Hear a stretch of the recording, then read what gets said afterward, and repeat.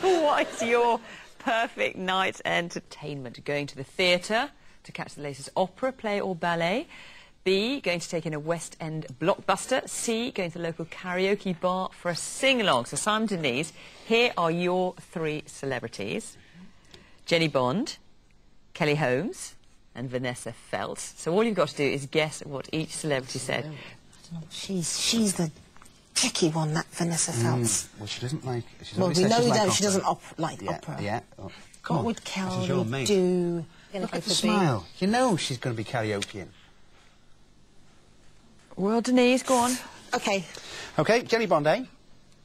Kelly Holmes, C. Vanessa Feltz, B. Oh, well, let's have a look. I bet everyone thinks I spend my time at the opera or the ballet. Wrong, no. But what I really love, and I do, it's a bit of a karaoke night, bit of a disco, bit of a dance. Oh, love it, C. For a night out on the town, I think I would like to go to theatre, so it would be A. I think most people sleep through the opera and the ballet. My ideal evening would be C, karaoke. Bring it on. Oh, dear. Jenny Bond is telling fibs. Oh, no, she's a raver, Jenny. I know she is. Oh. OK, Wendy and Aled, you can only do better than that, since Jesus time didn't get any. Now for a news clip from 1976, when one modern artist's display of bricks, oh, I remember this, caused a real uproar. They're probably the most expensive bricks in the world.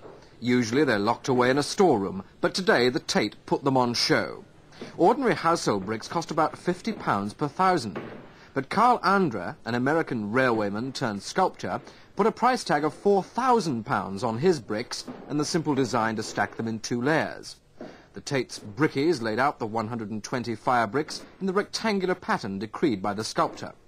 Those in the know, even those who aren't, classify it as low sculpture. You visit an art gallery. How much of what you see do you recognise? A, almost everything you see you're aware of. B, a fair proportion, but you're no art critic. C, a couple of things that you've seen on telly, but otherwise nothing. So, Aled and Wendy, here are your three celebrities. Andrew Sachs, Brian Blessed and Roland Rivron. So all you've got to do is tell me what all three of these celebrities will say from what you know of them. Well, let's start with Andrew Sachs, because I think he's a B. He's an author, he must know a bit about art. Yep, we'll go for Andrew Sachs a B, Brian Blessed a B, Roland Rivron, B or C? What do you think? Should we make them all Bs then? Yeah, why not? Yeah, why not? OK, so Andrew Sachs B, Brian Blessed B, Roland Rivron B. Let's take a look. I've always been very interested in art, and if it's, let's say, a national gallery rather than a modern one, I would know a little bit about it, so I'll choose B. I turned down Picasso when I was 11 years of age at the World Peace Congress. He drew a dove of peace, and I didn't like it, and I turned it down. He offered it to me. But therefore, I choose C. I'd like to think it was a fair proportion and just a couple of unknown pieces, but we all know, come on, let's be honest, it's C. Oh, so there we are. So you got one of those right. That gives you 4 points, Wendy and Aled. To Denise and Simon, 2 points. Everything to play for. It's time for the final question of the show. We asked all the celebrities every question in today's show. So for 2 points, can you identify the least cultured based on all 10 questions? Have a look. This is to draw even. OK. We think Roland Rivron. Roland Rivron. Yes. OK. Alan and Wendy? Should we go for Jenny? Go on then. Jenny, OK. So Jenny or Roland Rivron, which is it?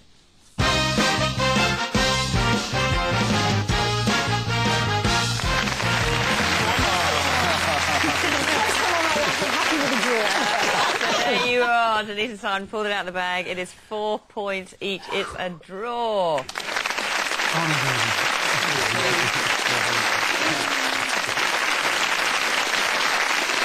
And just so you know, the most cultured celebrity was the actor behind Manuel's moustache, Andrew Sachs. So how cultured is everyone here in the studio and, of course, all of you at home? Now's the time to find out what your results actually mean. So who here was mostly A's? Denise and Simon, it was you pair. You think of yourself as highly refined, cultured and sophisticated. You exercise what you consider to be the very best of good taste. You're knowledgeable about the arts, have an appreciation of all things classical and are usually highly educated.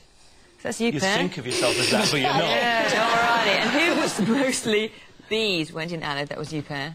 And I think I'd probably come into that as well. It says, you know what you like and you like what you know, and just because it isn't the top rung of the cultural scale, you're not going to give yourself a hard time about it. While you may appreciate the arts, you're a little in awe of them and have a relatively underdeveloped knowledge of such matters. So who was mostly C's? Well, none of us in here, I'm glad to say. Maybe you at home, you're a cultural ostrich.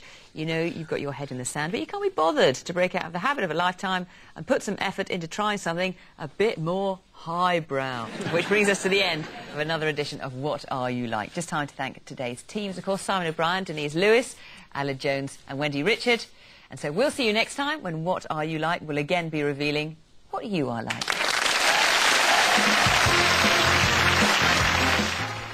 £25,000 at stake if today's challengers can crack the eggheads at 6.